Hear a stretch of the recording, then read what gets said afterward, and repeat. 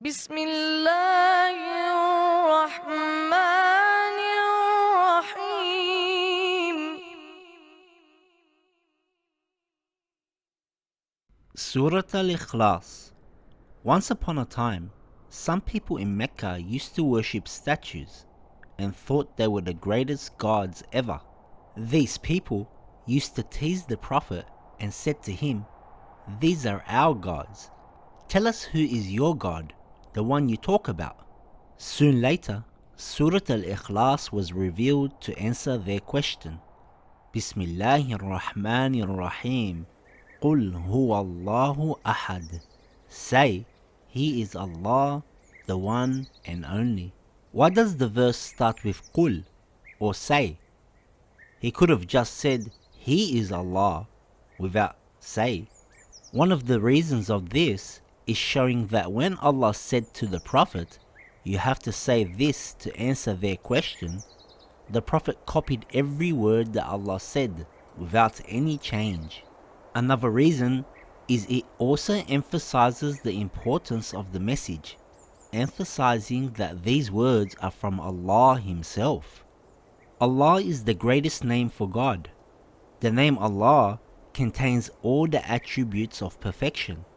This means the names Ar-Rahman, Ar-Rahim, Al-Khaliq, Al-Jabbar, and so on are all Allah's names. The word Ahad means one. This means there is only one and only God. It doesn't mean He is number one, and then there is a number two, and then a number three. No, Allah is the one and only God. This also means all the attributes of Allah are all one, and can never be separated from Allah. The next verse says, Allahu Samad. Allah is eternal. Samad has many meanings. One of them is eternal, which means Allah is forever living without any end. Another meaning is that Allah is not in need of anyone or anything. The next verse says, Lam yalid wa lam yulad. He is not born and He does not give birth. This means that Allah was always there and did not come from anything or has any children.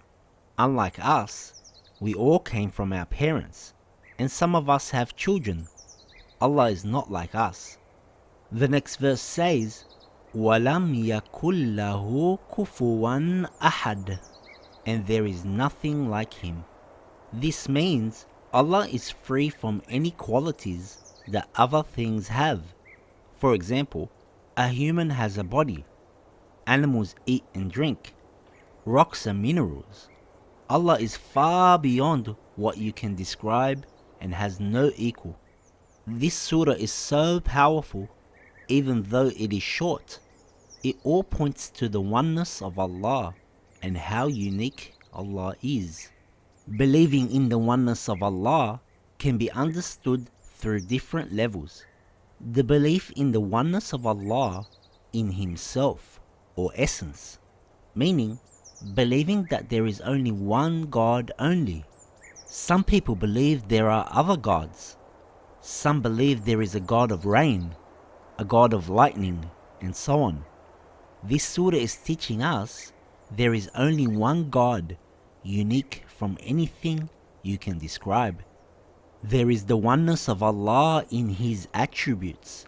This means to believe that all the good attributes are not separate from Allah Himself. In other words, when we say that Allah is all-knowing or all-powerful, we do not mean that His knowledge or power is separate from who He is and that He acquired it. When we say a person has knowledge, we know that they did not have knowledge at birth and that it was acquired. And when a person grows old, their knowledge may change or reduce. This is not the case for Allah. There is the oneness of Allah in His actions. This means that Allah not only created everything, but He still nurtures the entire universe.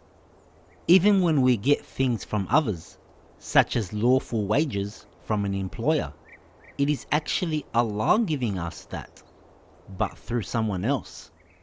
Or when we are sick and a doctor cures us, it is actually Allah curing us through the doctor and the medicine, and so on. There is the oneness of Allah in obedience. This means obeying Allah and His commands. If Allah says respect your parents, we must do it. If Allah says obey the Prophet and Ulil Amr, we must do it. Committing sins and not obeying Allah is a sign that we don't have true faith in the oneness of Allah. There is the oneness of Allah in worship.